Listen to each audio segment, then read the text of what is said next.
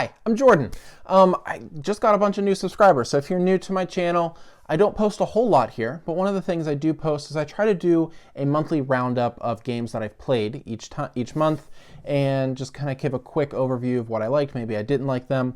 You can always check out the quote-unquote full reviews I do over on Instagram, Jordan Plays Blue over there, and I do quickly reviews over there. I do 2 or 3 a week.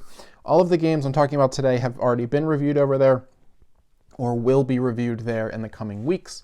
So definitely check those out and make sure you're following me there. I also give away a bunch of games and, you know, just do some other fun stuff. So this is just kind of a quick overview of what I've played, maybe some games that I think are keepers in my collection, maybe some games I'm going to be moving on from.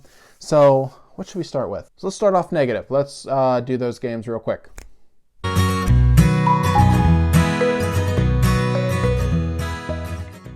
All right, so I'll be completely honest. December 2020, I played a ton of new games. I'm not going to go over all of them. Most of them were really good. I had a couple games that were in my top 10 of the year, top 20 of the year, but some games probably just didn't hit the mark. So there's a couple games in particular.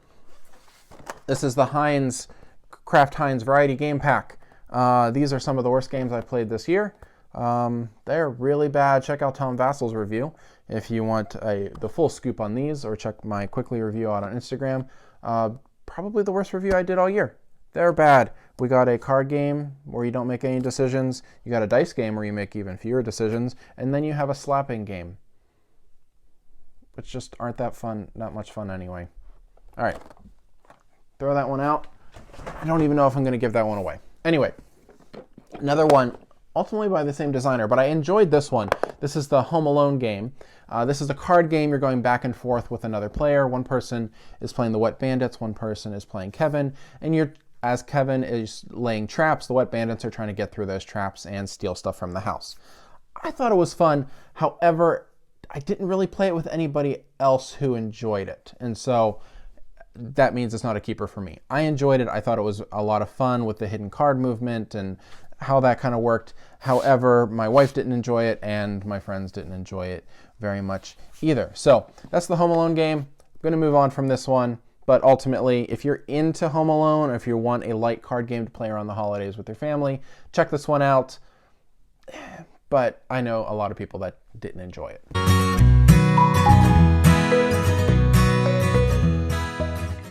So what were some good games? So these are kind of bridge games because these are obviously not keepers, but were enjoyable. This is the Stormy Flight. This is an exit game. I thought this one was okay. I thought the story was super weak and strange, and it had a really abrupt ending. But I enjoyed playing through it with my family. My family has a tradition of going in an escape room every Thanksgiving. We couldn't do that this year, so we were resorted to doing one of these around Christmas time, and it was a lot of fun. Before that, with just my wife and I and some friends, we played The Cemetery of the Night. This is a kind of more of a story-based one, and you're trying to solve a mystery of this grave kind of thing. I thought it was pretty good. It's probably middle of the pack when it comes to exit games, but definitely one if you're into these types of games. If you picked it up, you're definitely going to enjoy it. It's not one that's overly frustrating. I think it's on the lighter side of it.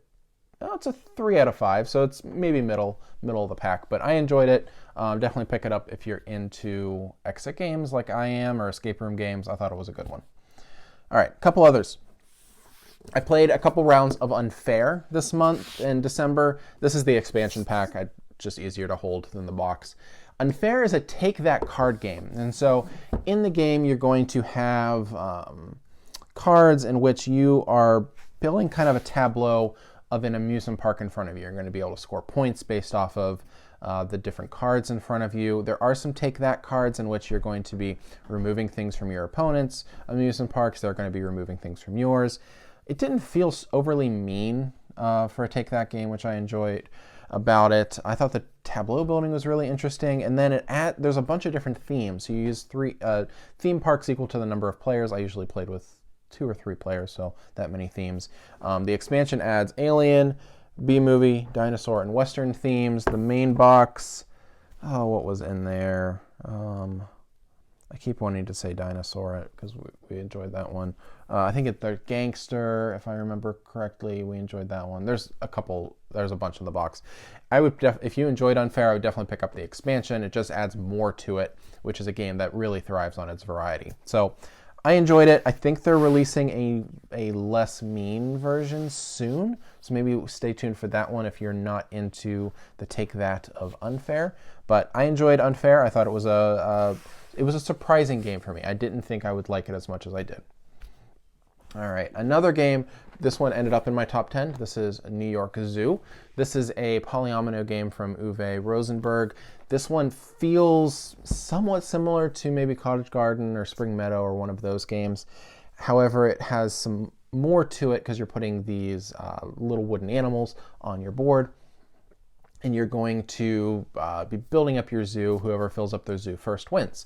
Nice and easy, really low barrier of entry. I thought the breeding of the animals gave it a nice layer to it. I really enjoy polyomino games or games with Tetris pieces. I really enjoy Uwe Rosenberg games, and this one, I thought the theme was a lot of fun too. So this one was one of my tops of the year. I really enjoyed that one. And then Shifting Stones. This was a new one from Game Right Games that came out, I think, maybe in December. It came out really close to the end of the year. This is a light game. It's really good for families and kids, I would say.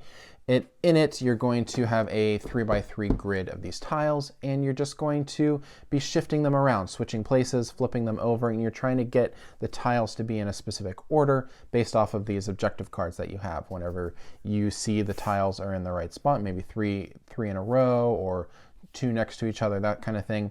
You play the card, you score the points on the card. Super simple. Turns are really easy. It's a game that you show everybody how to do one turn and you're good to go. You can play it over and over and over again. Really clever, really interesting. It's one of those games where you can't plan too far in ahead, but there's definitely thought that's in it. And I really enjoyed kind of that level of game. I thought Shifting Stones was a lot of fun. All right, and then one more game. This one's going to be this whole video is going to be a little quicker than usual, but this one is Holi, Festival of Colors from Floodgate Games. This is a game that after the first play we did, we were a little unsure of it, honestly. It didn't feel like there was enough there. It didn't feel like we were making enough decisions. We didn't have enough control, I guess, over our turns. However, we had a pretty major rule wrong, and so subsequent plays went way better. I actually really enjoyed it. My wife kind of described it sort of chess-like in how you were having to plan for your turns ahead of time. And so it's not just like you're doing this thing knowing how it's going to react, like how it's going to result on this turn, but you have to think about how that's going to ripple into your future turns. And so in it, you're going to be placing these colored tiles on a board, and you're going to score points based off of how many you have on each level of the board. It has a 3-level board, but if you play a tile and there's not a tile below it, it falls down. And so there's some 3D spatial aspects of it that are a lot of fun. I was really impressed by it. It wasn't in my top 10 of the year, but probably top 20, top 25. I really enjoyed it. It's also beautiful, which doesn't hurt.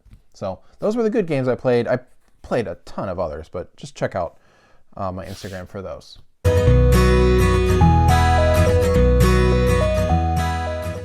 And my game of the month, I'm going to probably